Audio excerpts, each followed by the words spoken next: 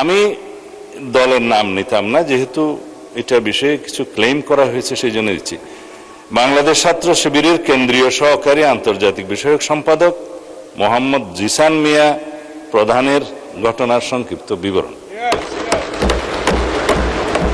মাননীয় স্পিকার, উল্লেখিত বিষয়ে আমি মহান জাতীয় সংসদকে অবহিত করছি যে গত 11 জুন 2026 তারিখ রাত 8:30 কুমিল্লা জেলার দাউদকান্দি বাজার হতে বাংলাদেশ ছাত্র শিবিরের কেন্দ্রীয় নেতা, যার পদবি সহকারী আন্তর্জাতিক বিষয়ক সম্পাদক মোহাম্মদ জিসান মিয়া প্রধান নিখোঁজ মর্মে 12/6/2026 খ্রিস্টাব্দে দাউদকান্দি থানায় এসে তার পক্ষে মোহাম্মদ রাসেল আহমেদ, ঠিকানা স্থায়ী ও বর্তমান বীরবাগ গোয়ালি ইউনিয়ন বটেশ্বর থানা দাউদকান্দি জেলা কুমিল্লা, মোবাইল নম্বর বললাম না আছে, একটি নিখোঁজ জিডি করেন। নিখোঁজ জিডির প্রেক্ষিতে তাকে উদ্ধারের নিমিত্তে কুমিল্লা জেলা পুলিশের একাধিক টিম মাঠে নামে উদ্ধার কাজে তৎপর হয়।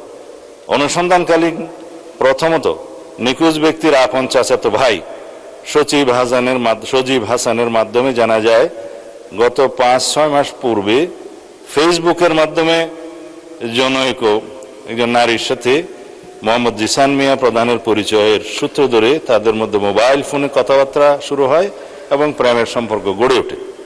মাননীয় স্পিকার, কুমিল্লা জেলা পুলিশের তথ্য মতে বিভিন্ন সময়ে জিসান মিয়া মেয়েটিকে বিয়ের প্রলোভন দেখিয়ে একাধিকবার দর্শন করলে মেয়েটি অন্তঃসত্ত্বা হয়ে পড়ে।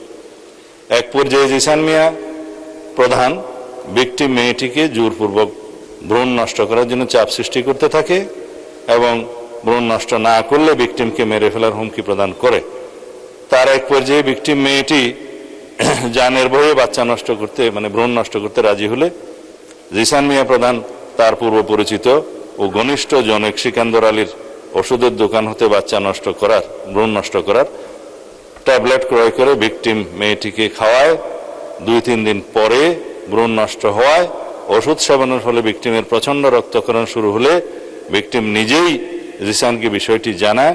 তখন জিসান তার আপন চাচাতো ভাই সজীবের মাধ্যমে পুনরায় একই ফার্মেসি হতে ওষুধ সংগ্রহ করে ভিকটিমের বাড়িতে পৌঁছে দেয়।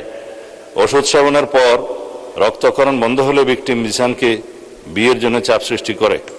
এক পর্যায়ে জিসান 12 জুন তারিখে রোজ শুক্রবার বিয়ে করতে সম্মতি জ্ঞাপন করে, কিন্তু গত 11 জুন তারিখ রাত 8:30 বিয়ে না করার টাল বাহানায় জিসান নিজেই আত্মগোপন করে তার চাচাতো ভাই মোহাম্মদ রাসেল আহমদের মাধ্যমে দাউদকান্দি থানায় একটি নিখোঁজ জিডি করেন। নিখোঁজ জিডির অনুসন্ধানকালীন কুমিল্লা জেলার লাকসাম থানা এলাকায় স্থানীয় লোকজন ও লাকসাম থানা পুলিশের মাধ্যমে আত্মগোপনে থাকা জিসান মিয়া প্রধানকে উদ্ধার করা হয়। ভিকটিম মেয়েটিকে থানায় হাজির হয়ে মোহাম্মদ জিসান মিয়াকে মেয়েটি থানায় হাজির হয়ে মোহাম্মদ জিসান মিয়া প্রধানকে 1 নম্বর আসামি করে ধর্ষণে সহযোগিতা এবং ভ্রূণ নষ্ট করার অভিযোগে অপর 3 জন যথাক্রমে মোহাম্মদ সজীব হাসান, সিকান্দর আলী ও মোহাম্মদ গোলাম রব্বি সহ মোট 4 জনের নাম উল্লেখ করে এজাহার দায়েরের প্রেক্ষিতে দাউদকান্দি মডেল থানার মামলা নম্বর 13 তারিখ 13/6/2026 খ্রিস্টাব্দ ধারা নারী ও শিশু নির্যাতন দমন আইনের 9(খ)/30 তৎসহ 313, 506 এবং 34 পেনাল কোড রুজু করা হয়। গত 13/6/2026 তারিখে এই অভিযুক্ত সজীব হাসান ও সিকান্দর আলী তাদেরকে গ্রেফতার করা হয়। তারা বিজ্ঞ বিচারিক জুডিশিয়াল ম্যাজিস্ট্রেট আদালতে ঘটনায় নিজেদেরকে জড়িয়ে 164 দ্বারায় স্বীকারোক্তিমূলক জবানবন্দি প্রদান করে। বর্তমানে মামলাটি তদন্ত অব্যাহত আছে। যেহেতু মাননীয় স্পিকার, এ বিষয়ে অনেকেই ভেরিফাইড ফেসবুক পেজে তার নিখোঁজের বিষয়টি অন্যভাবে বর্ণনা করে সরকারকে দায়ী করতে চেয়েছিল এবং প্রকৃত ঘটনা উদ্ঘাটনের পরে সেটা আমরা মনে করলাম এই ঘটনা জাতির সামনে প্রকাশ করা দরকার। আমি এই মহান জাতীয় সংসদের মাধ্যমে এটা প্রকাশ করলাম। ধন্যবাদ মাননীয় স্পিকার। আমার জানা নাই স্বরাষ্ট্রমন্ত্রী পরবর্তী পর্যায়ে একটি আনডিসাইডেড ম্যাটারকে, বিতর্কিত বিষয়কে এখানে পার্লামেন্টে এরকম বক্তব্য রাখা কোনো একটি দলকে করে, এটা বোধহয় বাংলাদেশের পার্লামেন্টের ইতিহাসে এই প্রথম বলেই আমি মনে করি। এবং এটা মনে হচ্ছে আমার কাছে যে মাননীয় স্বরাষ্ট্রমন্ত্রী একটি দলকে কন্ডেম করার জন্য ইন্টেনশনালি এটা এখানে প্রেস করেছে। ঘটনাটা যেটা হয়েছে, আমি এখন জানতে চাচ্ছি যে জিশান এখন কোথায় আছে, এক নাম্বার। দুই নম্বর কথা হচ্ছে, এখানে কুমিল্লার পুলিশ জিশানের সাথে কারো কথা বলতে সাংবাদিকদেরকে দেখা করতে দিচ্ছে না, এবং যে মেয়েটার কথা বলা হয়েছে ওই মেয়েটার সাথেও কাউকে কথা বলতে দেওয়া হচ্ছে না। তাহলে এটা কেন? এখানে কি কোনো প্লট তৈরি হচ্ছে? এটা আজকে স্বরাষ্ট্রমন্ত্রীর বক্তব্যটা মনে হচ্ছে যে ওনারা একটা প্লট তৈরি করার জন্যই পুলিশ এবং স্বরাষ্ট্রমন্ত্রী একই লাইনে আলোচনা করে এই কাজটি করেছে। দুই নম্বর কথা হচ্ছে, এই ধরনের এই ঘটনাটি যে ন্যাচারাল হয়েছে, এই ধরনের কোনটা সঠিক এখন এটা ডিসাইডেড হয়নি, এটার কোনো স্টেটমেন্ট আসেনি। দুই নম্বর কথা হচ্ছে, এই ধরনের ঘটনা যেগুলো সত্য, প্রতিদিনই নানা ঘটনা ঘটছে, কিন্তু পার্লামেন্টের মধ্যে এটাই আসছে। মাননীয় উপনেতা, আপনাকে অসংখ্য ধন্যবাদ।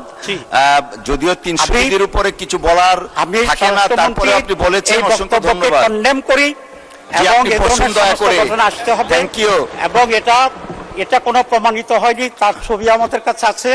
ইসলামী ছাত্র শিবির মাননীয় সদস্য আর দলকে এইভাবে পার্লামেন্টে দায়ী করবে, বানোয়াট কথা বলবে এবং ষড়যন্ত্র করবে, এটা তো কোনো পার্লামেন্টে মেনে নেওয়া যায় না। আমি মনে করি স্বরাষ্ট্রমন্ত্রী এটা উইথড্র করা উচিত, অথবা আপনি এটাকে এক্সপ্যান্ড করা উচিত, কারণ এছাড়া ছবি আমাদের কাছে আছে। মাননীয় সদস্য, আপনি একটু বসেন, আমাকে একটু বলার সুযোগ দেন। জি, না, এটা দেখতে খারাপ দেখা যায়, আপনি একটু বসুন প্লিজ, টেক ইউর সিট, বসেন আপনি, আমরা সিস্টেমটা রাখি। মাননীয় সদস্য, আপনিও বসেন।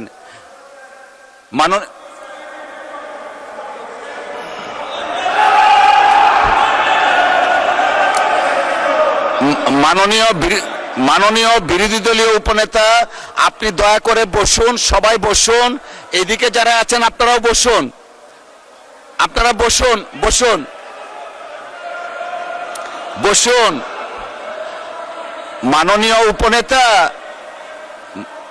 মাননীয় উপনেতা, আমি কিছু বলতে চাচ্ছি, আমাকে বলার সুযোগ দেন। সবাই বসুন দয়া করে। মাননীয় উপনেতা, আপনি বসুন, সবাইকে বসুন please, take your seat everyone. বসেন। আচ্ছা, ঠিক আছে, বসেন, সবাই বসেন দয়া করে। সদস্য, আপনি বসেন। জি, মাননীয় স্বরাষ্ট্রমন্ত্রী, আপনিও বসেন সকলেই। জি, মাননীয় সদস্য, আপনিও দয়া করে বসুন। মাননীয় সদস্যবৃন্দ,